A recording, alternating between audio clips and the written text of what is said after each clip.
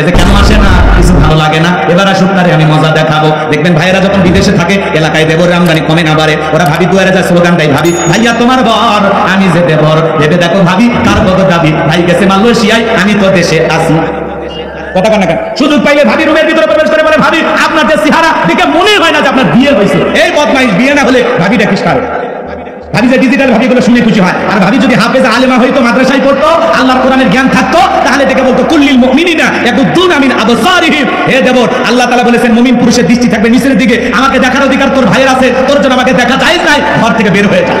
মা বোন যারা শুনতেছেন, মা দুইটা পুরুষ হইতে দূরে থাকবেন, একটা দেবর আর একটা দূরে ভাই, এরা হলো মৃত্যুতুল্য, বিষাক্ত সাপের চাইতেও ভয়ঙ্কর। কথা কন নাকি আপনারা? আজকে যুব সমাজের চরিত্র নষ্ট করার মূল যে অস্ত্র, তার নাম হলো এই মোবাইল। মোবাইলের ওজন কম, কিন্তু মোবাইলের মাধ্যমে পাপের ওজনটা অনেক বেশি। কথা বলেন ঠিক কিনা? সারা রাত জানালা দরজা লাগাই একা একা রুমের ভিতরে শুয়ে থাকেন, উল্টা পাল্টা ভিডিও দেখে। কথা কন নাকি? রাগ করতেছেন আপনারা? এরকম সন্তান আছে না নাই? মা বাবা যখন দরজা না করে, রুমের ভিতরে কি হয় রে, তখন করতেছে। বাংলাদেশের স্বাধীনতার যুদ্ধ হয়েছে 1971 সালে, পরের ভান করে আবার মা বাবা চলে যায়, আবার উল্টা পাল্টা ভিডিও দেখে। কথা কোন ঠিক কিনা? তাহলে আমাদের সন্তানদেরকে নষ্ট করতেছে এই টাচ মোবাইল। কথা কোন না? কথা কোন না কেন? ও দেশে মোবাইল আইছে, চিঠি বন্ধ হই আছে, দিওয়ানা বানাইছে, পোলা মায়ের মনের কথা ভাসে বাতাসে। ও দেখো পোলা পানের মন দাদা ফেসবুকে এখন মোবাইলে চ্যাটিং কইরা কাটায় সারাক্ষণ। এই মোবাইল পাইয়া দেখো মদনের মাইয়া, এই মোবাইল পাইয়া দেখো মদনের মাইয়া কি কাণ্ড ঘটাইছে। স্বামী সংসার রাইখা নাকি পালাইয়া গেছে, সে যে স্বামী সন্তান রাইখা নাকি পালাইয়া গেছে। কথা কয় না তোমাকে? ঠিক আছে, 2 বাচ্চার মা, 4 বাচ্চার মা পরকীয়া প্রেম করিয়া স্বামী রেখে সন্তান রেখা আর একটা পর পুরুষের হাত ধরে পালিয়ে যায়। যে নারী স্বামী রেখে সন্তান রেখে আর একটা পর পুরুষের হাত ধরে পালিয়ে যায়, ওটা নারী না, ওটা পাশানি, ওটা নারী জাতির কলঙ্ক, বিশ্বাসঘাতক নারী। কেমনে পারলা মা?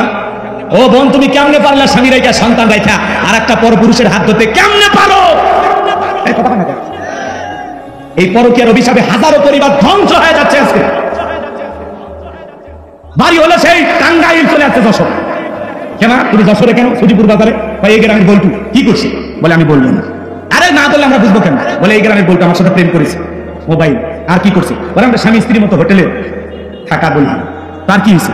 বলে আমাকে বিবাহ করলে ভালো, না হলে আমি আত্মহত্যা করে মারা যাবো। তো তোমার বিয়ে হয়নি? বলে হয়েছে। আগে স্বামী কি করছে? ডিভোর্স দিছে। বাচ্চা কাচ্চা 2টা আছে। কার কাছে রাখছো? মায়ের কাছে। এখন তুমি কি চাও? বলে বলছো আমাকে যদি বিবাহ করে ভালো, না হলে আমি সিদ্ধান্ত নিয়ে ফেলেছি, এই মুখ আমি কাউকে দেখো। কথা কয় না? তো মরিয়া যাওয়াই উচিত। কথা কয় না? এই নারী, তোমার সম্মান কত, মর্যাদা কত?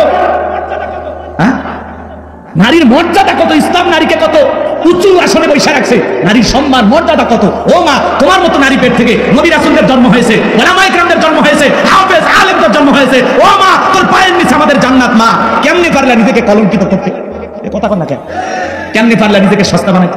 আজকে বিবাহের দাবিতে ছেলের বাড়িতে আসছে, অনশন ধর্মঘাত করতেছে। কেন? বলে আমার সাথে ভালোবাসা করেছে। তো কি হয়েছে? বলে আমি বলবো না। আরে না বললে বুঝবো কেমনে? কি হয়েছে বলো? আমার ভালোবাসা বৃদ্ধি পায়, আমার পেটে এখন 3 মাস। এরকম পরিবার আছে না নাই? আজকে সমাজে এগুলো চলতেছে। যুবক, তোমাদের অনুরোধের ভাষায় বলতেছি, বিবাহের আগে কোনো অবৈধ প্রেম ভালোবাসা করা যাবে না। 20 বছরের ছেলে নাক চিপলে মাই দুধ বের হবে। ও বলে আব্বা, উত্তরপাড়া লাকিকে আমি কথা দিয়েছি। কেন?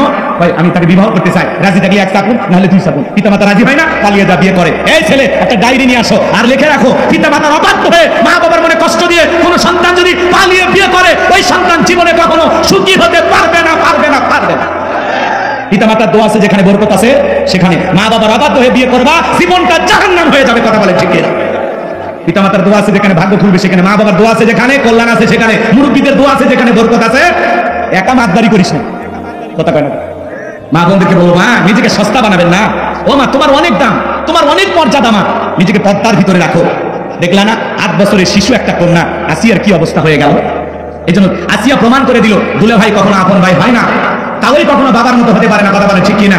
এই জন্য এখান থেকে আমাদেরকে শিক্ষা গ্রহণ করতে হবে। 1500 বছর আগে আল্লাহ যে পর্দার বিধান দিয়েছেন, অকরনা ফি বুয়ুতিকুন্না ওয়ালা তাবাররাজনা তাবাররুজাল জাহিলিয়াতিল উলা, নারীরা তোমরা ঘরদের অবস্থান করো, খবরদার জাহিলিয়াতের যুগের মেয়েদের মতো নোংরা অশ্লীল পোশাক পরে নিজের দেহকে প্রদর্শন করো না। নারীরা পর্দা মানলেই শান্তি, পর্দা মানলেই মুক্তি। নারীরা পর্দা মানলে পর্দা নারীকে সিকিউরিটি দেবে, নিরাপত্তা দেবে। পর্দাশীল নারীর উপরে আল্লাহর রহমত নাজিল হবে। কথা বলে ঠিক কিনা? এজন্য মা বোনদেরকে অনুরোধের ভাষায় বলে যায়, মা বেপরদায় চলাফেরা করো না। ও মা, একটা নারী যদি ঢিলাবেলা বোরকা পরে, হাত মুজা পা মুজা লাগায়, মনের অজান্তে শ্রদ্ধা সম্মানে মাথাটা নত হয়ে আসে। কথা বলেন ঠিক কিনা? আল্লাহ আমার মা বোনদেরকে পর্দা করার তৌফিক দান করুন। একটু জোরে বলুন আমি। চারটা আমলে মা বোনদের আত্মা জান্নাতের দরজা খোলা।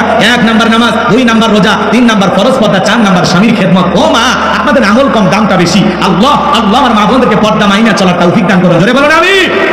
এই সমাজকে ধ্বংস করছে কি বললাম, কি মোবাইল রাগ করছেন, বলতেছে টিকটক আসিয়া সব গেল ভাসিয়া। টিকটক ভিডিও দেখেননি? ছোট ছোট বাচ্চারা টিকটক ভিডিও করে, কথা বলে আছে আছে আছে আছে মহিলা টিকটক ভিডিও করে, নুডলস রান্না করে। তাও বলতেছে হ্যালো বন্ধুরা দেখেন কিভাবে নুডলস রান্না করতে হয়। প্রথমে তেল দিবেন, এরপরে তেজপাতা, তারপর আমার কালো কাটতে থাকতো। স্বামী ঘুমায় আছে, স্বামী চুল নাড়তে স্যার বলতেছে স্বামী হলো পৃথিবীর দামি সম্পদ। ও নারীরা, যেদিন বাবার বাড়িতে যাইবা স্বামীকে ডিভোর্স দিয়া, সেদিন বুঝতে পারবা স্বামী কত বড় দামি ছিল। এগুলো বইলা কন্টেন্ট তৈরি করতেছে, ভিডিও করা শেষ, স্বামী লাত্তি মেরে কয় যা ভিডিও আপলোড হয়ে গেছে। কথা বলে না, এরকম আছে না? আছে না? ওদের সাথে টিকটক আসিয়া সব গেল ভাসিয়া। সিদ্দিক সরান নায়ক হইছে আইডি খুলিয়া, হিরো আলম নায়ক হইছে আইডি খুলিয়া। এই মোবাইলে হাই কি জাদু আছে ভাই, তোলা পান বই যাচ্ছে, পড়ালেখা তুইলা রাখছে সপ্তম আকাশে। এখন আর পড়াশোনা ভালো লাগে না, অটো পাস। তবে তোমাদের আপাতত নাই, এখন আছে অন্য সরকার, পরীক্ষাতে পরীক্ষায় পাস করা লাগবে। কথা কয় না কেন? না লেখলে না পড়লে পাস হবে না। ওই দিন চলে গেছে। সন্তানদেরকে আল্লাহ পাক সঠিক বুঝ দান করুন। ধরে বলেন আমিন। সালাম আছে যেখানে শান্তি আছে। কথা কন না কেন? নবীজি ঘরে ঢুকে তার স্ত্রীকে সালাম দিলেন। আপনি আমি যখন বাড়িতে প্রবেশ করবো, স্ত্রীকে সালাম দেওয়া দরকার আছে না নাই? এই আমল আপনার আমার ঘরেও চালু থাকা দরকার আছে না নাই? বাড়িতে যা বউকে সালাম দিবেন, আসসালামু আলাইকুম রহিমা, কেমন আছো সোনা? ঘরের দরজাটা খোলো না, আমি তোমার লিটনের বাপ, তোমার দিওয়ানা। কেউ খুশি হয়ে দরজা খুলে দেবে। কথা বলেন ঠিক কিনা? কিন্তু আপনার আমার ব্যবহার এত মিষ্টি না। ঘরের দরজা চিৎকার মেরে ডাকবে, এ রুবেলের বাপ, এ রুবেলের বাপ, দরজা খোল। বেশি দেরি হলে দরজা ভেঙে ফেলে দিয়া আজ তোর পিঠের উপর কি যে হবি রে। ভিতর থেকে বউ বলে এটা স্বামী না, সেখানে আসবাই। কথা কন, কথা কন। বউ সালাম দিবেন, বাড়িতে সালাম দিবেন। স্বামীও সালাম দেয় না, বউ সালাম দেয় না, দুইজনে বোপা। কথা কয় না, কথা কয় না। সূরা নূরের 27 নম্বর আয়াত আল্লাহ স্পষ্ট জানিয়ে দিয়েছেন, এক মুমিন আরেক মুমিনের গৃহে প্রবেশ করতে হলে, একজন আরেকজনের বাড়িতে প্রবেশ করতে হলে, এক মুমিন আরেক মুমিনের বাড়িতে প্রবেশ করতে হলে গৃহবাসীর অনুমতি নিতে হবে। সালাম দিয়া অনুমতি নিয়া তারপরে বাড়িতে ঢুকতে হবে। আর আপনি বাচ্চা বাড়ির মধ্যে ঢুকে যান, বাচ্চার বইয়ের অন্য ঠিক নাই, ওর মা কি করতেছে, ওর বোন কি করতেছে, এক নজরে সিসি ক্যামেরা সব দেখা শেষ। কথা বলেন না কেন? মুসলমান হিসাবে আরেকজন মুসলমানের বাড়িতে প্রবেশ করতে হলে সালাম দিয়া অনুমতি নিয়ে ঢোকা লাগবে। খালি ওয়াজ শুনলে হবে না, আমল করা লাগবে। কথা বল। বাড়িতে বউ সালাম দিবেন, লোকজন যদি না থাকে বইয়ের হাত ধরে মুসাফা, এ যুবকে কার হাত? বইয়ের হাত। পাশে বাড়ি ভাবির হাত না ধরলে ঝাঁটা দিয়ে পিটাবেন। বইয়ের হাত ধরে মুসাফা করবেন। একেবারে যদি ময়দান ফাঁকা থাকে কোলাকুলি সেরে নেবেন। এই ওয়াজ এক জায়গায় করলাম, এক যুবক বলে হুজুর বউকে সালাম দিদিকে শরম লাগে। আমি তখন বললাম, বাবা তুমি কি বিয়ে করছো? কি কোন হুজুর? 3 সন্তানের বাপ আমি। আমি তখন বললাম, বাবা স্ত্রী সব আসার একটা দোয়া আছে, তুমি কি জানো? পাই দো হুজুর, এটা দোয়া করার টাইম। কথা বলেন। বিয়ে করে বইয়ের বাচ্চা হয়ে গেছে, শরম লাগে না? সালাম দিদিকে শরম লাগে। ওটা শরম না শয়তানি? কথা বলেন নাকি আপনার? দাম্পত্য জীবনে আজকে সুখ আর শান্তি নাই, এর পিছনে কারণ আমরা দাম্পত্য জীবনে নবীজির সুন্নতগুলো আমল করি না। কথা বলেন ঠিক কিনা? আপনি যদি দাম্পত্য জীবনে সুখ আর শান্তি পেতে চান, রাসূলের 4টি সুন্নত আমল করা লাগবে। জোরে বলেন কয়টি? রাসূলের 4টি সুন্নত যদি দাম্পত্য জীবনে আমল করতে পারেন, মৃত্যু পর্যন্ত সম্পর্ক টিকে থাকার গ্যারান্টি। বলেন আল্লাহু আকবার। কয়টি সুন্নত দিলাম? 2-4 দিন দিতে দিতে অভ্যাসে পরিণত হবে। কথা বলেন না কেন? সন্তান আছেন আপনাদের, ছোট ছোট বাচ্চাদেরকে সালাম দিবেন, আদব কায়দা শিখাইতে হবে। ছেলে যখন যুবক হবে, এই যুবক ছেলে যদি মায়ের রুমে প্রবেশ করে, তাহলে মায়ের রুমে যুবক ছেলে প্রবেশ করতে হলেও মায়ের অনুমতি নিয়ে ঢোকা লাগবে। কার অনুমতি লাগবে? মায়ের। আসসালামু আলাইকুম আম্মা জান, আমি একটু আপনার সাথে কথা বলার জন্য ভিতরে কি আসতে পারি? মা অনুমতি দেবে, তারপরে ঢুকবে। অনেকে করছে হুজুর আজকে আসমান থেকে বললাম, এলে কি ওয়াজ করতেছে, কি এরকম ভাবতেছে? মুসলমান ভাইয়েরা আমার, দিল দিয়ে কথাগুলো বোঝার চেষ্টা করবেন। বাজার সামনে গেলে মজা পাবেন। আমি যে কথা বলতে চাচ্ছিলাম, আম্মা জান আয়েশা ডেকে বলেন, নবীজি সালাম দিয়ে যখন ঘরের ভিতরে প্রবেশ করলেন, নবীজির চেহারার আলোতে সুইটা কই পড়ে আছে আমি পরিষ্কার দেখতে পেয়েছি। বলুন সুবহানাল্লাহ। নবীর সম্মান মর্যাদা কত জানেন? যে নবী হ্যাঁ বললে তামাম পৃথিবীবাসীর জন্য আল্লাহ পাক হালালে পরিণত করে দেয়। যে নবী না বললে তামাম পৃথিবীবাসীর জন্য আল্লাহ পাক হারামে পরিণত করে দেয়। যে নবী আসমানের চাঁদের দিকে ইশারা করলে চাঁদ 2 টুকরো হয়ে যায়, জমিনে পা করলে মাওলা পাকের আরশে আজিমে পৌঁছে যায়। বলুন সুবহানাল্লাহ। নবীজি যখন জমিনের পথ চলতেন, আসমানের মেঘ এসে বিশ্ব নবীকে ছায়া প্রদান করতেন। নবীজি যখন ঘেমে যেতেন, আম্মা জানেরা নবীজির দেগের ঘামগুলো শিশির ভিতরে জমা রাখতেন। বিশেষ দিনে নবীজির দেগের ঘামগুলো সুগন্ধি হিসাবে ব্যবহার করা হতো। বলুন সুবহানাল্লাহ। হযরত আনাস থেকে বলেন, নবীজির দেগের ঘামের চাইতে দামি শুকরান আমি জীবনে কোনোদিন নাকি পাইনি। বলুন সুবহানাল্লাহ। নবীজি থুতু নিক্ষেপ করলে সেখান থেকে সুগন্ধি বের হয়। নবীজি ওযু করলে ওযুর পানি দিয়ে সুগন্ধি বের হয়। নবী যেই পথে হেঁটে যায় সেই পথ দিয়ে সুগন্ধি পাওয়া যায়। যে ছাগলের স্তরে দুধ নাই, বিশ্ব নবী যদি হাত লাগায় দেয় দুধে পরিপূর্ণ হয়ে যায়। যেই খাবার 2-3 জন মানুষ খাবে, ওই খাবারে যখন বিশ্ব নবীর হাতটা লেগে যায়, শত শত মানুষ খাবার কেউ যেমন খাবার তেমনি থাকতে, বলুন সুবহানাল্লাহ। মক্কা নগরীতে একজন মহিলা তার স্বামী মারা গেছে, 3টা সন্তান দেখে কিছু ইসলাম আর মুসলমানকে পৃথিবীর মানচিত্র থেকে বিদায় করে দেওয়ার জন্য আজও ফিলিস্তিনি জমিনে মুসলমান রক্ত নিয়ে খেলা করে জালেম নেতানিয়াহু। মনে রাখবেন বাজার, এই পৃথিবীর জমিনে নমরুদ ফিরাউনের যেমন জায়গা হয় নাই, ওই নেতানিয়াহুর জায়গা পৃথিবীর জমিনে হবে না। কাশ্মীরে মুসলমানের রক্ত নিয়ে খেলা করে, চীনের উইঘুরে মুসলমানদেরকে হত্যা করা হয়, আজও ভারতে গরুর গোশত খাওয়ার অপরাধে মুসলমানদেরকে হত্যা করা হয়। জয় শ্রীরাম স্লোগান না দেওয়ার কারণে আজও গুজরাটের জমিনে মুসলমানদেরকে পিটানো হয়। কথা বলে, যেখানে মুসলমান সেখানে জালেমদের নির্যাতন জুলুম আছে না নাই? তাম পৃথিবীর জালেমেরা, সাদা চামড়া দলেরা, পশ্চিমা বিশ্বের জালেম নেতারা ঐক্যবদ্ধ হয়েছে ইসলাম আর মুসলমানকে মুছে ফেলে দেওয়ার জন্য। কিন্তু ওরা তো জানে না কিয়ামত পর্যন্ত ইসলাম আর মুসলমানকে মুছে ফেলে দেওয়ার ক্ষমতা পৃথিবীর কোন জালেমের নাই। কথা বলে ঠিক না? কারণ ইসলামের সুইচ আছে কার হাতে? আমার আল্লাহ রাব্বুল আলামিন বলেন, ইউরিদুনা লিতুফিহু নূরাল্লাহি বিআফওয়াহিহিম ওয়াল্লাহু মুতিম্মু নূরিহি ওয়ালাউ কারিহাল কাফিরুন।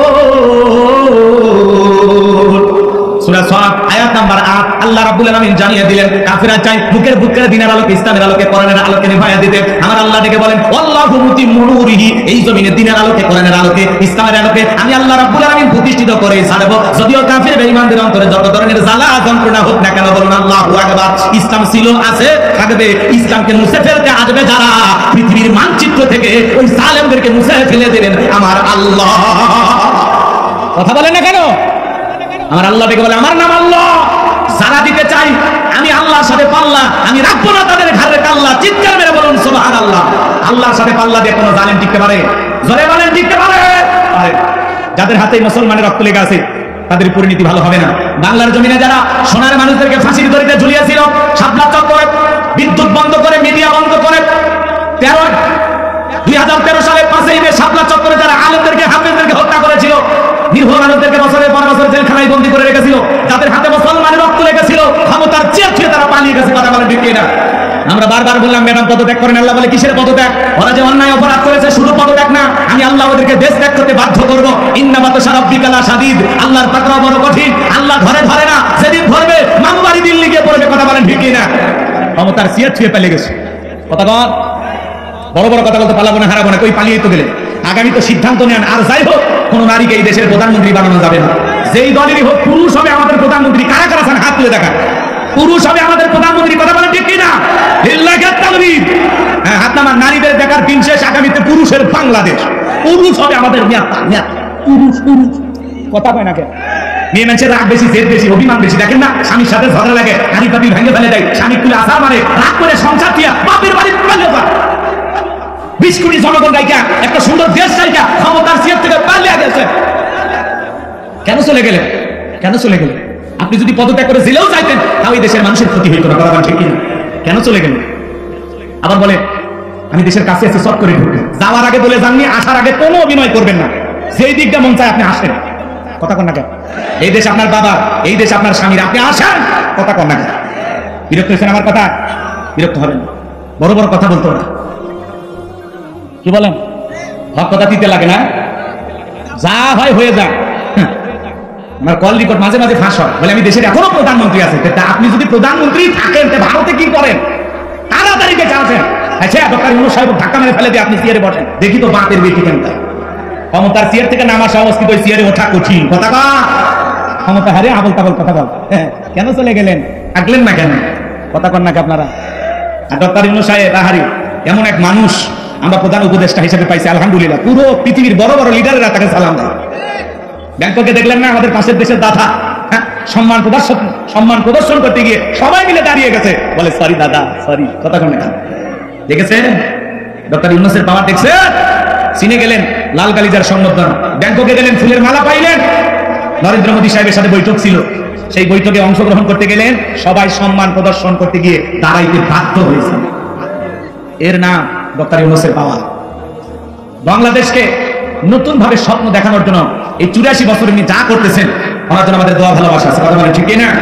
পাগলা মসজিদের নাম আপনারা শুনছেন, শোনেন? হ্যাঁ, কিশোরগঞ্জের এক পাগলা মসজিদ, বাপরে বাপ, যে দান বক্স খুললে কোটি কোটি টাকা পাওয়া যায়। সেই পাগলা মসজিদের দান বক্সে এইবার একটা চিঠি পাওয়া গেছে। একজন দোয়া চাইতেছে যে একটা চিঠির ভিতরে লিখছে, ডক্টর ইউনূসকে আমি 5 বছর বাংলাদেশের প্রধানমন্ত্রী হিসেবে দেখতে চাই। ডক্টর ইউনূস 5 বছর এই দেশ চালাবে, এই দোয়া চাইয়া পাগলা মসজিদের দান বক্সে এক ভক্ত চিঠি লিখছে। মারহাবা খান। যদি আমরা এগুলো করতে উৎসাহ দিতেছি না, কিন্তু মানুষের আবেগটা গেছে কোথায়? অনেকে বলতেছে কিসের নির্বাচন, উনি যতদিন মনে চাই থাক না, সমস্যা পার হচ্ছে না। কথা কন নাকি আপনারা? তাহলে ডক্টর ইউনূস 5 বছর ক্ষমতায় চান, এইটা চেয়ে জনগণের আবেগ পাগলা মসজিদের দান বক্সে ঢুকে গেছে চিঠি। কথা কয় না যে আমি পাগলা মসজিদে দান করলে আমার দোয়া চাইলাম যাতে ডক্টর ইউনূস আরো 5 বছর ক্ষমতায় থাকে। উনি 6-7 মাসে যে খেলা দেখাইতেছেন, আগামী 5 বছর যদি সত্যি দেশের জনগণ তাকে ক্ষমতায় রাখতে পারে, আমার বিশ্বাস এই বাংলাদেশ পৃথিবীর উন্নয়নশীল একটা রাষ্ট্র হিসেবে পৃথিবীর মানচিত্রে মাথা উঁচু করে দাঁড়িয়ে যাবে ইনশাআল্লাহ। ইনশাআল্লাহ বলেন ইনশাআল্লাহ। আর ওনার সাথে একজন মেধাবী তরুণ যোগ দিয়েছেন, আশিক চৌধুরী, নাম শোনেননি? উনি আজকে সংবাদ সম্মেলনে এসে কথা বলেছেন আর বলেছেন, অনেক মিডিয়াতে আমার এই উপস্থাপনার প্রশংসা করা হচ্ছে, কিন্তু আমি প্রশংসা পাওয়ার মতো কোনো কাজ করিনি। এটা আমাদের পুরো টিমের প্রশংসা পাওয়ার যোগ্য। আমি শুধু জাস্ট আমার যেটা কাজ আমি সেই কাজটাকে করেছি। আমার এটা একটা চাকরি, এটা ভেবে আমি কাজটা করেছি। আপনাদের প্রশংসা পাওয়ার জন্য কাজ করিনি। মারহাবা। কি একজন বিনয়ী মানুষ, মারহাবা। সম্মানিত ভাইরা আমার, তাহলে দেশের মানুষের আবেগ ভালোবাসা গেছে কোথায়? এই সমাজের হাজার হাজার মানুষ এখন চাইতেছে, লক্ষ লক্ষ মানুষ চাইতেছে, কোটি কোটি মানুষ চাইতেছে ডক্টর ইউনূস আরো কিছুদিন ক্ষমতার চেয়ারে বসে থাক। কথা বলেন ঠিক কিনা? পাগলা মসজিদের দান বক্সে চিঠি পর্যন্ত লিখতেছে ইউনূসকে 5 বছর ক্ষমতায় দেখতে চায়। এই আবেগ ভালোবাসা গেছে কোথায়? আল্লাহ আল্লাহ বাংলাদেশের জমিনের শান্তি ফিরাইয়া দাও। জোরে বলেন আমিন। লম্বা হাবি লম্বা করবো না বাজান। এই জন্য ইসলামের অবস্থা সবসময় ভালো থাকে না। নবী দেখে বলে বেলাল, ইসলামের অবস্থা কোনো ভালো না, কালেমা পড়ে চাপাদক প্রকাশ করা যাবে না। হযরতে বেলাল দেখে বলে, নবী আমার জীবনের কোনো দাম নাই, আমার মনিব উমাইয়া তাকে আমি বলেছিলাম উট দুম্বা ছাগল পেশাব পায়খানা করে দেয়, এই ঘরে থাকতে আমার বড় কষ্ট হয়, আমার জন্য একটা আলাদা ঘরের ব্যবস্থা করে দেন। উমাইয়া দেখে বলে, বেলাল উট দুম্বার ছাগলের দাম আমার কাছে আছে, কিন্তু তোর মতো কালো হাসি বেলালের দাম আমার কাছে নাই। জোরে বলেন নাউজুবিল্লাহ। নবী গো আপনি শুধু আমাকে দোয়া করে দেন মৃত্যু পর্যন্ত যেন কালিমার পথে রেখে থাকতে পারি। এই কথা বলে হযরতে বেলাল চলে গেলেন। পরের দিন সকালবেলা সূর্য উদয় হয়ে গেছে, অনেকটা বেলা হয়ে গেছে। হযরতে বেলাল দরজা খোলে না। অন্য চাকর যারা আছে নালিশ নিয়ে চলে গেছে উমাইয়ার কাছে, যা বলে না এখন পর্যন্ত বেলাল দরজা খোলে নাই, তাই নাকি? বলে হ্যাঁ। ঠিক আছে চলো যাই। দরজায় ডাক দেয়, বেলাল দরজা খোল। হযরতে বেলাল দরজা খোলে না। জোরে করে ধাক্কা মারছে, যখন দরজা খুলে গেছে তখন এইবার উমাইয়া তাকায় দেখে যেই রাত্রিতে হযরতে বেলাল কালিমা পড়ে মুসলমান হয়েছে, ওই রাত্রিতে একটা উট দুম্বা ছাগলের কাছে কোনো পেশাব পায়খানা নাই। জোরে বলেন মারহাবা। এইবার উমাইয়া দেখে বলে, এ চাকরের দল বেলালের বিরুদ্ধে মিথ্যা অভিযোগ দাও। তোমরা যখন ঘুমাচ্ছিলে বেলাল তখন ময়লা আবর্জনা পরিষ্কার করেছে, তাকায় দেখো না একটা উট দুম্বা ছাগলের কাছে কোনো পেশাব পায়খানা নাই, যাও নিজেদের কাজ করো। এই কথা বলে ওদেরকে তাড়িয়ে দিলেন। এক পা দুপা করে বেলালের কাছে চলে গেলেন। হযরতে বেলাল দেয়ালে পিঠটা লাগায় জিহ্বা নাড়ায় জিকির করে কাজ। হালকা করে ধাক্কা মারছে, যখন জবান থেকে কালেমা বের হয়েছে তখন এইবার দেখে বলে, বেলাল তোর জবান থেকে কি শোনা, তুমি কি মুসলমান হয়েছো? হযরতে বেলাল দেখে বলে, মুসলমান হয় যারা মিথ্যা কথা বলতে পারে না তারা। ওয়াকুলু কাওলান সাদীদা। মুসলমান হবে যারা, সত্যবাদী হবে তারা। মুসলমান কখনো মিথ্যাবাদী হতে পারে? আর ওরা এত মিথ্যা কথা বলতো, মিথ্যা বলতে বলতে চেহারাটা বেঁকা হয়ে গেছে, এক পা কবরে ঢুকেছে। এত মিথ্যা কথা বলে, শয়তান পর্যন্ত বলে আমি এত খারাপ না। বলে হেলিকপ্টার দিয়ে পানি দিয়েছিলাম, এখন তত্ত্ব ফাঁস হয়ে আসে, ভিডিও ফুটেজ বের হয়েছে, হেলিকপ্টার থেকে পানি নয়, ঢাকাবাসীর বুকে গুলি করা হয়েছিল। কথা বলেন, কি মিথ্যাবাদী! রাগ করবেন না আমার ভাইয়েরা, দিন দিয়ে কথাগুলো বোঝার চেষ্টা করবেন। এইবার উমাইয়া দেখে বলে, বেলাল উট দুম্বা ছাগলের মালিক বানিয়ে দিব, থাকার জন্য ভালো করে ব্যবস্থা করে দেব। হযরতে বেলাল দেখে বলে, উমাইয়া দুনিয়ার কোনো পার্থিব সম্পদের বিনিময়ে বেলাল তার ঈমান বিক্রি করবে না। বলে আমার কথা না শুনলে বড় নেতা আবু জেহেলকে খবর দেব। হযরতে বেলাল দেখে বলে, কোন বড় নেতা ছোট নেতা এখন কাউকে গোনার টাইম নাই, আমি দুনিয়ার কোন আবু জেহেলকে ভয় করি না, আমি ভয় করি আমার আল্লাহকে। আল্লাহু আকবার। এইবার উমাইয়া দৌড়ে চলে গেল আবু জেহেলের বাড়িতে, যা বলে, নেতা সংবাদ খুব খারাপ, আমার বাড়ি কি তোদের বেলাল কালেমা পড়ে মুসলমান হয়েছে, তাই নাকি? বলে হ্যাঁ। ঠিক আছে যাও, আমি আসতেছি। আবু জেহেলের সাঙ্গ পাঙ্গ ক্যাডার মাস্তান ছিল, যাদের কাজই হলো মুসলমানদের উপর নির্যাতন জুলুম চালানো। আজও তামাম পৃথিবীর দিকে তাকায় দেখবেন জালেমদের বিশেষ একটা বাহিনী থাকে, যাদের কাজই হলো টুপিওয়ালা দাড়িওয়ালা ইমানদার আল্লাহওয়ালাদের উপর নির্যাতন জুলুম চালানো, মুসলমানদেরকে টার্গেট করে করে বিদায় করার কথা বলেন ঠিক কিনা? আবু জেহেল কত বড় বদমাইশ ছিল জানেন? হযরতে আম্মার রাদিয়াল্লাহু তাআলা রাস্তাতে হেঁটে যাচ্ছেন, তার মা সুমাইয়াকে সঙ্গে নিয়ে। আবু জেহেল দেখে বলে, আম্মা শুনেছি তোমরা নাকি মুসলমান হয়েছো। হযরতে আম্মা দেখে বলে, হ্যাঁ যা শুনেছেন সত্য, আমরা কালেমা পড়ে মুসলমান হয়েছি। আবু জেহেল দেখে বলে, আম্মা তুমি কি জানো এর পরিণতি কত ভয়ঙ্কর হতে পারে? এইবার আবু জেহেল হযরতে আম্মার রাদিয়াল্লাহু তাআলা, তার বয়স 18 থেকে 22 বছর হবে, এবং তার মা সুমাইয়া দুইজনকে দুইটা খুঁটির সাথে বাঁধলেন আর দেখে বলে আম্মা এই মুহূর্তে যদি একটা খেলা দেখাই বল তো কেমন হবে? হযরত আম্মার বলে কি খেলা দেখাইবা? আবু জেহেল দেখে বলে আম্মা রে তোর চোখের সামনে যদি আজকে আমি তোর মাকে উলঙ্গ করি বল তো কেমন হবে? হযরত আম্মার মাথাটা নিচে করলেন। হযরত সুমাইয়া ওপাশ থেকে দেখে বলে আমার সন্তান বেঈমানদের কথাই কখনো ঈমান ছাড়বা না। আবু জেহেল দৌড়ে চলে গেল, সুমাইয়াকে আঘাত করতে লাগলেন। হযরত সুমাইয়াকে আঘাত করতে করতে একটানে তার দেহ থেকে কাপড় খুলে ফেলে দিলেন। সুমাইয়া মাটির উপর লুটিয়ে পড়েছে। আবু জেহেল দেখে বলে যুবকের দল আম্মারের মাথাটা উঁচু করে ধরো। হযরত আম্মারের মাথাটা উঁচু করে ধরা হলো। আম্মার দেখে বলে আল্লাহ এই দৃশ্য দেখার আগে জমিনটা যদি ফাঁক হয়ে যেত আর আমি যদি জমিনের ভিতরে চলে যাইতাম তবুও ভালো ছিল। হযরত সুমাইয়া ওই পজিশন থেকে সন্তানকে ডেকে বলে আমার সন্তান আম্মার বেঈমানদের কথায় কখনো ঈমান ছাড়বা না। আবু জেহেল এইবার একটা বর্ষা দিয়ে আঘাত করতে করতে হযরত সুমাইয়া লজ্জার স্থানে আঘাত করলেন, ফিনকিদের রক্ত বের হয়ে গেল। হযরত সুমাইয়া এখন শাহাদাতের পেয়ালা পান করবেন। জীবনের শেষ সময় সন্তানকে ডেকে বলে আম্মার আমি আমার নাকে জান্নাতের সুঘ্রাণ পাইতেছি, হয়তো আমি আর বেশিক্ষণ বাঁচবো না, কিছু সময়ের মধ্যে আমি হয়তো শহীদ হয়ে যাব। ও আমার সন্তান আম্মা মৃত্যুর আগে মা হিসাবে বলে যা খবরদার খবরদার বেঈমানদের কথাই কখনো ঈমান ছাড়বা না। আল্লাহু আকবার। সাহাবা ইকরামদের ঈমান কত মজবুত ছিল, জীবন দিয়েছেন তবুও জালেমের কাছে মাথা নত করে নাই। সে আবু জেহেল সাঙ্গপাং ক্যাডার মাঝখানে চলে আসছে বেলালের কাছে। হুমায়ের বাড়িতে আসার পরে ডেকে বলে বেলাল এদিকে আয়। হযরতে বেলাল যখন কাছে আসলেন ডেকে বলে বেলালের সব কি শুনছি তুমি নাকি মুসলমান হয়েছো? হযরতে বেলাল ডেকে বলে যা শুনেছেন সত্য, আমি নবীজির হাতে হাত রেখে কালিমা পড়ে মুসলমান হয়েছি। আবু জেহেল ডেকে বলে বেলাল তুমি যদি চাও তোমরা ছাগলের মালিক বানায় দেবো, থাকার জন্য ভালো ঘরের ব্যবস্থা করে দেবো। ও বেলাল তুমি যদি চাও ব্যবসা বাণিজ্য করবা, টাকা পয়সা যা লাগে দিরহাম যা লাগে আমরা দেবো। বেলাল তুমি চাইতে দেরি, তোমার চাহিদাটা পূরণ করতে আমরা দেরি করবো না। হযরতে বেলাল ডেকে বলে আবু জেহেল রে দুনিয়ার সব সম্পদ যদি আমি বেলালকে দিতে চাও, দুনিয়ার সব সম্পদ ছাড়তে রাজি, বিশ্ব নবীর কালেমা ছাড়তে রাজি নাই, বলুন সুবহানাল্লাহ। এবার আবু জেহেল ডেকে বলে বেলাল এত বড় লোভনীয় প্রস্তাব দিলাম রাজি হইলা না? বেলালের মতো যারা খাঁটি ইমানদার এরা টাকার কাছে বিক্রি হয় না, কিন্তু মুনাফিক মার্কা মুসলমান যারা টাকার কাছে বিক্রি হয় তারা টাকা পাইলে বৈধকে অবৈধ বলে ফতুয়া দেয়, অবৈধকে বৈধ বলে ফতুয়া দেয়। টাকা পাইলে ওরা বাতিলের পাঁচাটা গোলাম হয়, টাকার জোরে ওদের ফতুয়া ঘরে। এক প্যাকেট বিরিয়ানি পাইলে কয় ম্যাডাম আপনি জান্নাতি, কথা কন না কেন? সেই জান্নাতি বেগম আছে পালিয়ে গেছে, কথা এমন একটা অবস্থা।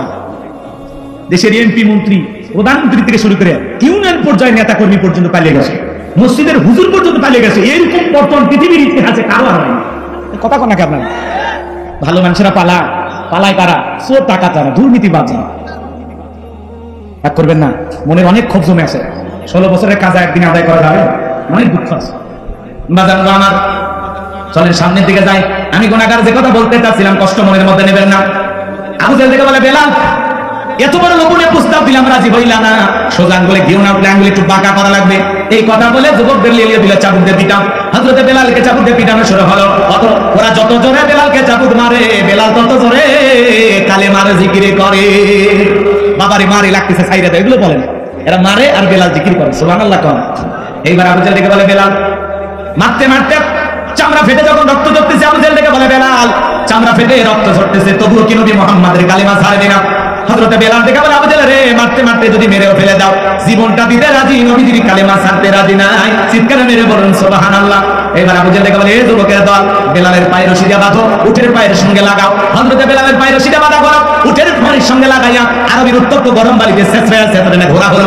আরবের বালিগুলো এত গরম চাল দিলে মুড়ি হয়ে যায়, এত উত্তপ্ত গরম বালি। বাংলা গাছের কাঁটাগুলো জিহ্বার ভিতরে পেরেকের মতো মারা গেলো। এরকম নির্যাতন জুলুম করার পরে বিকালবেলা নিয়ে এসে বলে বেলাল চাবুক দিয়ে বিদাইলাম, পায়ের রশি লাগাইয়া নিয়ে ঘুরলাম। এত নির্যাতন জুলুম করা হলো রে বেলাল, তবুও কি নবী মুহাম্মাদের কালেমা ত্যাগ করবা না? হযরতে বেলাল থেকে বলে আবু জেহেল রে মারতে মারতে যদি মেরেও ফেলে দাও বিলালের নিঃশ্বাস থাকবে যতদিন, বেলাল ইসলামের পথে টিকে থাকবে ততদিন। আল্লাহু আকবার। ইসলামের প্রথম মুয়াজ্জিন হযরতে বেলাল। আবু জেহেল এবার দেখে বলে যুবকের দল সবাই মিলে বড় একটা পাথর নিয়ে আসে বেলালের বুকের উপরে চাপায়া দাও। বিশাল বড় একটা পাথর নিয়ে আসে হযরত বেলালের বুকের উপরে চাপায়া দেওয়া হলো। কাফিরা মনে করলো পাথরের আঘাতে চাপাতে বেলাল মারা যাবে, এই কথা ভেবে কাফিরা চলে গেল। হযরত বেলালের বুকের উপরে বিশাল বড় পাথর, রক্তাক্ত জিহ্বা, চোখের কোণা দিয়ে পানি পড়তেছে, তবুও জিহ্বা নাড়ায়া বেলাল জিকির করে না। আপনাকে আমাকে জিকির করার জন্য কেউ মারে না, পেটে না, ধমক দেয় না, তবু আমরা কপাল করে আল্লাহর জিকির করি না। হাদিস শরীফের ভিতরে আসছে, যার জিহ্বাটা আল্লাহর জিকিরে তরুতাজা থাকে, আল্লাহর জিকিরে ভিজা থাকে, ওই জিহ্বাওয়ালা মানুষ কোনোদিন জাহান্নামের আগুনে জ্বলবে না। বলুন সুবহানাল্লাহ। আযকুরুনি আযকুরুকুম ওয়াশকুরুলি ওয়ালা তাকফুরুন। তোমরা আমারে স্মরণ করো, আমি আল্লাহ তোমাদেরকে স্মরণ করব। কৃতজ্ঞতা প্রকাশ করো, অকৃতজ্ঞ হয়ো না। আল্লাহু আকবার। আমার ভাইরা সবসময় আল্লাহর জিকির করবেন জবান দিয়া। মাঠে কাজ করতে করতে জিকির করা যায়, ব্যবসা বাণিজ্য করতে করতে জিকির করা যায়, পথ চলতে চলতে জিকির করা যায়। সবসময় জবানে আল্লাহর জিকির চালু রাখবেন। সুবহানাল্লাহ, আলহামদুলিল্লাহ, আল্লাহু আকবার, লা ইলাহা ইল্লাল্লাহ, সুবহানাল্লাহি বিহামদিহি, সুবহানাল্লাহিল আযীম। জবানে হালকা, মিজানের পাল্লায় নেকির ওজন অনেক বেশি। সবসময় জবানে জিকির থাকবে। একটু জোরে কর না ভাই, খারাপ লাগতেছে আপনাদের? দোয়া করে দেবো? একটু শুনবেন, সামনের দিকে যাই বাদাম কমার। যে কথা বলতে চাচ্ছিলাম, এইবার হযরত বেলাল রক্তাক্ত জিহ্বা নাড়ে আল্লাহর জিকির করে, চোখের পানি ছেড়ে দিয়ে কাঁদে আর ডেকে বলে, আল্লাহ, বুকের উপরে পাথর থাকার কারণে তোমার মতো মালিকের জিকির করতে বড় কষ্ট হয়। তুমি তো সেই আল্লাহ, ইব্রাহিমের জন্য যদি নমরুদের আগুনকে ফুলের বাগান বানায় দিতে পারো, ও আল্লাহ তুমি কি পারো না বেলালের বুকের পাথরটাকে তুলার মতো নরম বানায় দিতে? হযরত বেলাল দোয়া করতে দেরি, আসমানের মালিক আল্লাহ দোয়া কবুল করতে দেরি করে নাই। বেলালের বুকের পাথরটাকে আমার আল্লাহ তুলার মতো নরম বানিয়ে দিয়েছেন। বলুন সুবহানাল্লাহ। আশিক রাসূল বেলাল, নবীর পাগল বেলাল নবীকে কতটা মহব্বত করতেন জানেন? বিশ্বনবী যখন মক্কা নগরীতে পথ চলতো, হযরত বেলাল একবার ডানে যায়, একবার বামে যায়। নবী আমার দেখে বলে, বেলাল বুঝিনা, একবার ডানে যাও, একবার বামে যাও, কারণটা কি? হযরত বেলাল দেখে বলে, নবী আপনি কালিমার দাওয়াত ইসলামের প্রচার করেন, ওই কাফিররা হলো আপনার শত্রু, আপনাকে টার্গেট করে যদি তীর নিক্ষেপ করে নবী গো, ওই তীরটা যেন সর্বপ্রথম আমি বেলালের বুকের ভিতরে ঢুকে, আমি বেলাল মারা গেলে ইসলামের ক্ষতি হবে না, আপনি নবী মারা গেলে ইসলামের মাথা উঁচু করে সামনের দিকে দাঁড়াতে পারবে না। চিৎকারে মেরে বলুন আল্লাহু আকবার। সে আশিক রাসূল বেলাল, নবীর পাগল বেলাল, বেলালের নির্যাতন জুলুমের কথা যখন বিশ্ব নবীর কান পর্যন্ত পৌঁছে গেল, নবী আমার দেখে বলে, আবু বকর, বেলালের কষ্টের কথা আমার সহ্য হয় না, যাও যাও তুমি আমার বেলালের জন্য একটা কিছু করো। হযরত আবু বকর সিদ্দিক রাদিয়াল্লাহু তাআলা আনহু কয়েক গুণ দাম বেশি দিয়া গোলামীর জীবন থেকে হযরত বেলালকে আযাদ করলেন, মুক্ত করলেন। বলুন সুবহানাল্লাহ। এই যখন ইসলামের অবস্থা, একদিকে সন্তান হারানোর ব্যথা, অন্যদিকে সাহাবায়ে কিরামদের উপর নির্যাতন জুলুম, এই জন্য নবীজির মনটা ভীষণ খারাপ। নবীর যখন দোয়া দেওয়ার দায়িত্ব কার? আরেকটু জোরে কর। আমার আল্লাহ ডেকে বলে, জিবরাইল, আমার বন্ধুর মা নাই, বাবা নাই, আমি ছাড়া আমার বন্ধুর কেউ নাই রে জিবরাইল। আমার বন্ধুর মনটা হয়েছে ভারী, আমি আল্লাহ সইতে নাহি পারি। লাহু মাহফুজ থেকে সূরা কাউসার নিয়ে যায় আমার বন্ধুর উপরে নাজিল কর তাড়াতাড়ি। বলুন সুবহানাল্লাহ। বিশ্ব নবী ডেকে বলেন, আনাস, আমার মনটা কেন খারাপ তোমরা জানো? কিন্তু আমার মুস্কি হাসি দেওয়ার কারণ হলো এই মাত্র আসমান থেকে জিবরাইল এসে আমার উপরে সূরা কাউসার নাজিল করলো। বিশ্ব নবী তখন মুস্কি মুস্কি হাসলেন আর সাহাবায়ে কিরামদের সামনে সূরা কাউসার তিলাওয়াত করে শুনিয়ে দিলেন। জবান ছেড়ে সবাই পড়ুন, ইন্না আ'তাইনাকাল কাউসার ফাসাল্লি লিরাব্বিকা ওয়ানহার ইন্না শানিয়াকা হুয়াল আবতার। আল্লাহু আকবার। আমার আল্লাহ ইন্না আ'তাইনাকাল কাউসার ফাসাল্লি লিরাব্বিকা ওয়ানহার ইন্না শানিয়াকা হুয়াল আবতার। যার কণ্ঠ যত ভালো, কোরআন শুনতে তার কণ্ঠ দিয়ে তত বেশি সুন্দর লাগে। কথা বলে না কেন? কোরআন এমন একটি কিতাব। ছোটবেলায় বাবার হাত ধরে মসজিদে গিয়েছিলেন, ইমাম সাহেবের কণ্ঠে সূরা ফাতিহা শুনেছিলেন। আপনার বয়স এখন 50-60 বছর। যারা দৈনিক 5 ওয়াক্ত সালাত আদায় করে, কমপক্ষে 40 বার সূরা ফাতিহা পাঠ করতে হয়। কোন মানুষ কি বিরক্ত হয়ে বলছে যে সূরা ফাতিহা পড়তে ভালো লাগে না? বলে কোরআনের আকর্ষণ কমছে? পাবেন। কোন ইমামকে বলেছে আমি 30 বছর সূরা ফাতিহা দিয়ে শুরু করছি, কাল মাগরিবে সূরা ইখলাস দিয়ে শুরু করব, কুল হুয়াল্লাহু আহাদ, পিছন থেকে কি বলবেন? আল্লাহু আকবার। হুজুর আগে সূরা ফাতিহা পড়েন, এরপরে অন্য সূরা দেন, কারণ সূরা ফাতিহা ছাড়া নামাজ হবে? জোরে বলেন হবে? কোরআনের ভিতর আল্লাহ এমন একটা আকর্ষণ দিয়েছে। কোরআন জোরে পড়লেও মজা লাগে, টেনে পড়লেও মজা লাগে, মাঝামাঝি সুরে পড়লে মজা লাগে। কোরআনের আকর্ষণ কিয়ামত পর্যন্ত কমবে না। চিৎকার মেরে বলুন সুবহানাল্লাহ। কোরআনের ভিতরে যে মধু আছে, যে আকর্ষণ আছে, কিয়ামত পর্যন্ত কমবে না। অনেক পয়গম্বরকে আল্লাহ অনেক মর্যাদা দিয়েছেন, নবীও বিদায় নিয়েছে, মর্যাদাও বিদায় দিয়েছে, কিন্তু উম্মতে মুহাম্মাদীর জন্য বিশ্বনবীকে আল্লাহ এমন একটা মর্যাদা দিয়েছেন যার নাম কোরআন। কিয়ামত পর্যন্ত এই কোরআনের আকর্ষণ কমবে না। বলুন সুবহানাল্লাহ। কি বলেন? রাগ করেন? একটা গান 2 বার 3 বার শুনে মানুষ বিরক্ত হয়, বলে এই গান বন্ধ কর, কিসের আউল ফাউল গান বাজা, মানুষ বিরক্ত হয়। কথা বলেন না? আপনি কি আমার কথা রাগ করতেছেন? মানুষ বিরক্ত হয় না একটা গান শুনে? কিন্তু কোরআন শুনে কেউ বিরক্ত হয়।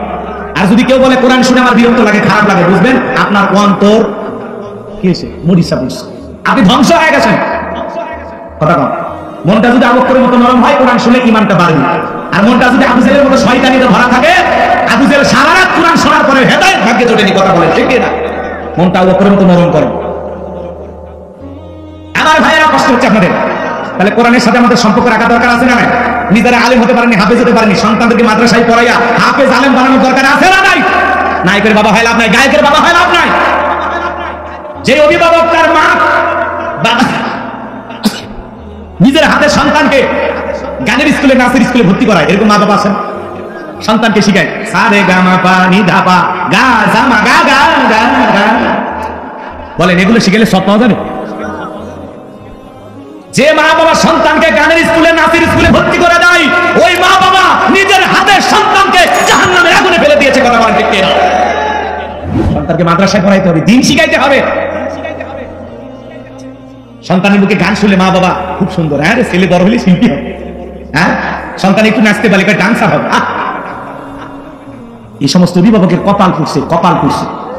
এদের ছোট ছোট বাচ্চারা কোরআন তিলাওয়াত করলো, ইসলামী সঙ্গীত গাইলো, ভালো লাগে নাই? সন্তানকে মাদ্রাসায় পড়ান, দিন শিখা, আলেমের বাবা হন, হাফিজের বাবা হন। নায়ক গায়কের বাবা হয় লাভ নাই। কথা বলেন না কেন? নায়কের বাবা হয় লাভ আছে? শাকিব খানের বাবা হলে দাম বাড়বে নাকি একজন হাফিজের বাবা হলে? কথা কন, কথা কন। আমার কথায় অনেকেই বিরক্ত হচ্ছে না, ওজোর এলে বিরক্ত হচ্ছে, হক কথা বলালেন যতই তিতাল।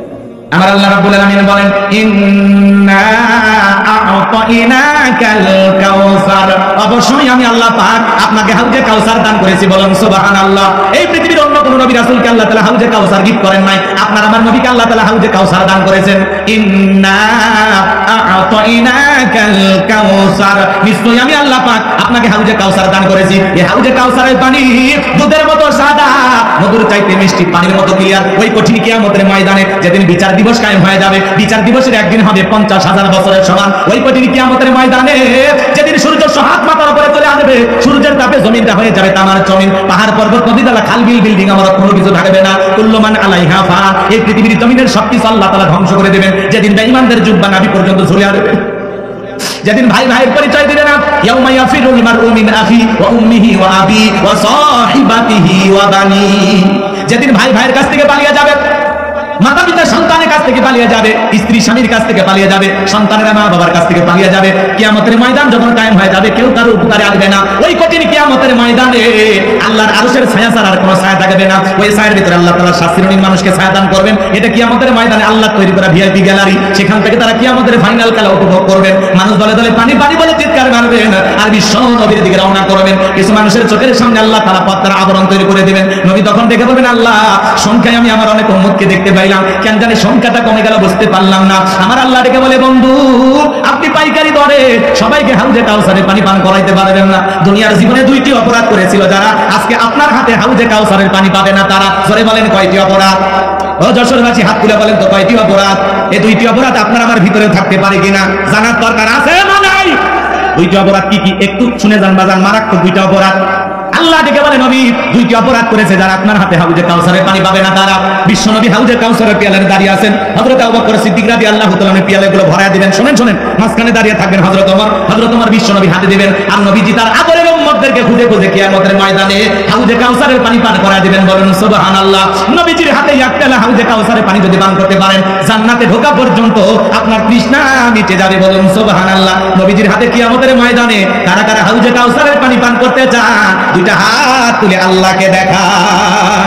আল্লাহ এই যশোর জেলার জিগরগাছার থানার শ্রীপুর বাজারে হাজার হাজার নারী পুরুষ নবীজির হাতে হাউজে কাউসারে পানি পান করতে চায়। আল্লাহ তোমার কুদরতি নজর দিয়ে তাকায় দেখো, ও মালিক আমাদের সবাইকে নবীজির হাতে হাউজে কাউসারে পানি পান করার তৌফিক দান করুন। জোরে বলেন আমিন। আল্লাহ সেই সৌভাগ্য বান্দাদের তালিকা আমাদের নামগুলো লিখে নেন। জোরে বলেন আমিন। আরেকবার বলেন আমিন। হাত নামান, হাত নামান। হাউজে কাউসারে পানি চাইলে কি পাওয়া যাবে? পানি চাইলে না পাইলে কাজ করতে। আমি আপনাদের এলাকা আসলাম, একটা ছেলের হাতে কিছু চকলেট দিলাম, দিয়ে বললাম ভাতিজে এক কথা পানি আনেন, একটু উজু বানান। এক্সাম্পল দিচ্ছি কথা বোঝানোর জন্য। ওই ছেলেটা চকলেট পাই মারছে, দুল মাঝখানে আসার খাই ফুলে গেছে, আগে ফুলে গেছে, রক্ত বের হয়ে গেছে, ব্যথাও পাইছে। এরপর উঠে দাঁড়াইয়া বদনা ভরিয়া পানি নিয়ে আমার সামনে হাজির। আমি তখন বললাম, বাবা এই পানিটার দিকে কষ্ট হচ্ছে, মাঝখানে আসার খাই ফুলে গেছে, ব্যথা পাইছে, হাঁটুটা ছিলে গেছে, রক্ত মনে হয় বের হয়েছে। ওই ছেলেটা তখন বলতেছে আমি এরকম কত পরে যাই আমার কিছুই হয় না। কারণ কি? চকলেট। কথা কয় না? ওই চকলেট থাকার কারণে এই ছেলের ব্যথাকে ব্যথা যেরকম মনে হচ্ছে না। কিয়ামতের ময়দানে নবীজির হাতে হাউজে কাউসারের পানি যদি পান করতে পারেন, কিয়ামতের কঠিন দিন আপনার কাছে কঠিন মনে হবে না, আল্লাহ সহজ করে দেবে। নবীজির হাতে হাউজে কাউসারের পানি আর আল্লাহর আরশের নিচে ছায়া যদি জুটে যান, আপনি জান্নাতি, আপনারা টেনশন নাই। কোন সুবহানাল্লাহ। এখন হাউজে কাউসারের পানি চাইলেই তো পাওয়া যাবে না, কাজ করতে হবে। ঠান্ডা পানি দৌজবা নামাজ আদায় করতে হবে। হঠাৎ করে নামাজ ধরলে পুরো তুমি মুসল্লি দেখে টিটকারি মারে। হ্যাঁ, সূর্য কোন দিকে উঠছে? উত্তর পাড়ার বাদশা দিকে মসজিদে। নামাজ পড়বি না 2 দিন পরে ছাইড়ে দিবি? বলে কিনা বলে? হ্যাঁ মুরব্বি চাচা, সাবধান সাবধান। দাওয়াত দেয় তো 5 জনকে মসজিদ জানতে পারেন না। হঠাৎ করে একজন নামাজ ধরেছে, পরিবর্তন হয়েছে, আপনার সমস্যা কি? আপনার সমস্যা কি? পারলে দোয়া কর যে ভাতিজা তুমি মসজিদে আসো, দেখে দিলটা ভরে গেছে, আল্লাহর কাছে দোয়া করি আল্লাহ যেন মৃত্যু পর্যন্ত তোমাকে জামাতের সহিত নামাজ পড়া তৌফিক দান করে। আপনি দোয়া করেন, ভালোবেসে বুকে টানেন, ঘৃণা ছড়াবেন না। কথা বলে ঠিক না? আপনার কাজ হলো মানুষকে ভালোবেসে নরম সুরে আল্লাহর প্রতি আহ্বান করা। কথা বল ঠিক না? আর আপনি একটু নামাজ পড়েন দেখে সেই অহংকারে বলতেছেন নামাজ পড়বি না 2 দিন পরে ছেড়ে দিবি, ও 2 দিন পড়বি না 2 ওয়াক্ত পড়বি, এটা এর ব্যাপার। কথা বল ঠিক না? খবরদার টিটকারি মারবেন না, ঠাট্টা বিদ্রুপ করবেন না, নতুন নামাজীদেরকে দেখে হাসি তামাশা করবেন না। পারলে আসরে নামাজ পড়ে সুজিপুর বাজারে এক কাপ চা খান। কথা বল। লোকটা খুশি হয় যে এই মসজিদে এসে দেখি সবার সাথে মিল হচ্ছে, মাশাআল্লাহ।